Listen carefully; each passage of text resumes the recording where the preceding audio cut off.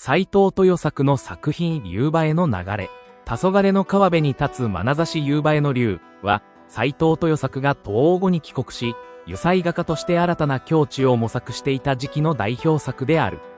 1913年大正2年、東京美術学校で黒田清輝に学び、さらに突出してラファエル・コランの指導を受けた彼は、単なる外交派的写生から距離を置き、色彩と筆色の新たな可能性を探っていた。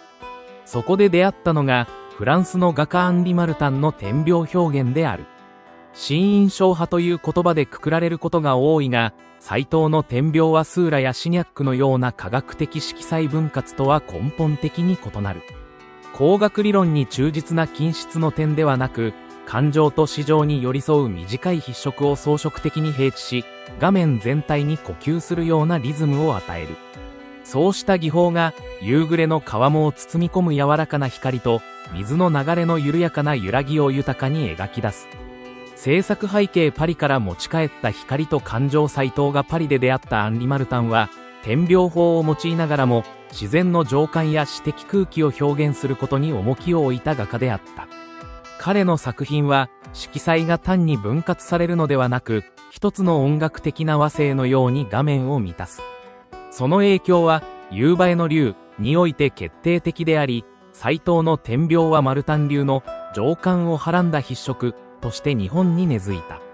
当時の日本洋画壇では、黒田清輝に代表される外交派が主流で、明るい色調と写実的描写が重んじられていた。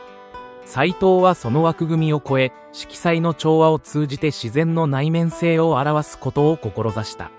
1910年代の日本で、こうした感情表現型の点描画はまだ珍しく、彼の試みは一種の前衛的実践であったと言える。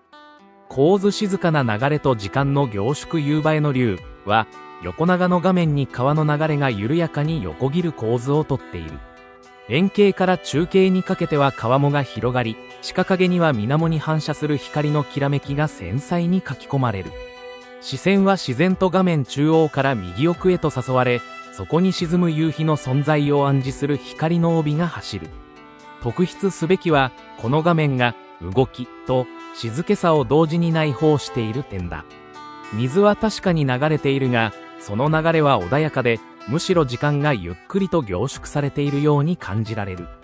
この効果は、筆色の方向とリズムによって巧みに制御されており、水平に置かれた短いタッチが川面の安定感を生み、わずかに湾曲するストロークが水のうねりを暗示している。色彩夕映えのパレット。この作品の核心は色彩の構成にある。画面全体は夕日を浴びた暖かい橙色、黄土色、赤褐色を基調とし、それが水の青や緑と絡み合って微妙な反射を生む。斎藤は単一の色を平板に置くことはせず、筆先に複数の色を含ませ、置かれた瞬間に微細な色の分離と混合を生じさせる。これにより、水面は単なる色面ではなく、光の粒子を内包した有機的な存在として立ち現れる。夕暮れの色は時間とともに変化し続けるため、画家はある瞬間を切り取るというよりも、変化の連続を一つの画面に凝縮する必要がある。斎藤は筆色の密度や色彩の強弱を調整することで、この移ろいを視覚的に定着させた。特に画面中央付近の反射光は、色彩の振幅が大きく、夕映えの最も強い瞬間を示している。筆色の構造点描と装飾性。斎藤の点描は、スーラのように均質で機械的ではない。短い筆色は一定の方向性を持ち、互いに重なり合いながらリズムを形成する。このリズムは、画面を一枚の装飾的な織物のように感じさせる。アンリ・マルタンの影響が顕著なのは、この装飾性と情感の融合であり、そこには純粋な視覚実験とは異なる詩的意図が読み取れる。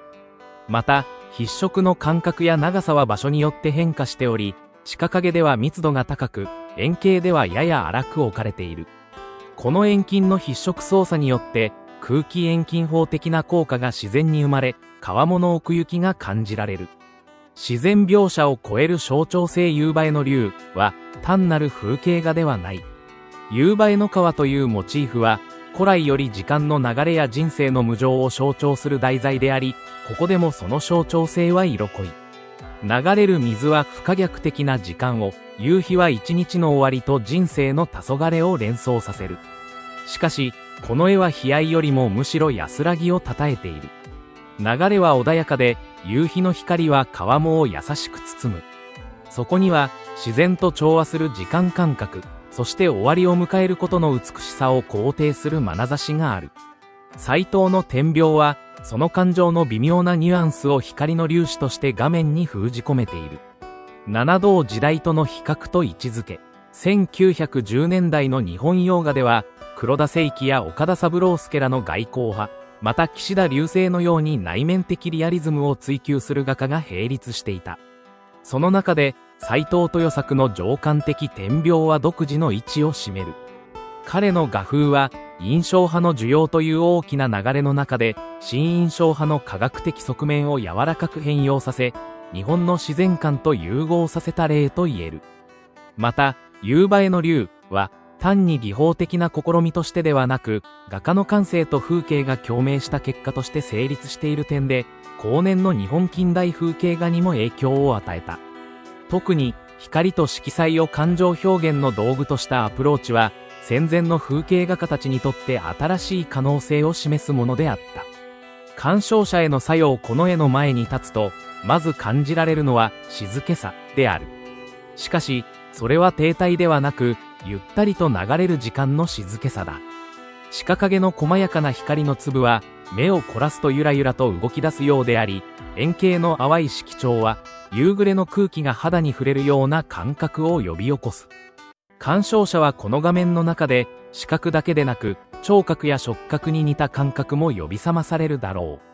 う。水のせせらぎ、柔らかな風、夕暮れの匂いそれらは絵の具の中に直接描かれてはいないが、筆色と色彩の連なりによって想起される。ここにこそ、斎藤の情感的点描の進化がある。光と流れの歌夕映えの龍は、斎藤豊作が西洋から持ち帰った技法と、日本の自然観とが結びついた希少な作品である。新印象派的点描は、科学的分析の道具ではなく、夕暮れの川面を称える詩的表現へと変容している。画面に散りばめられた光の粒は、一瞬のきらめきでありながら、同時に永遠性を感じさせる。夕日に染まる川の流れは、日々過ぎ去る時間の象徴でありながら、その美しさゆえに鑑賞者の心をとどめる。この二重性こそが、本作を単なる風景画ではなく、光と流れの歌として成立させている。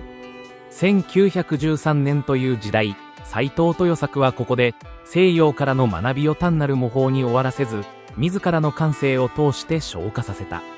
その成果は、今も東京国立近代美術館の展示室で、静かに、しかし確かに輝き続けている。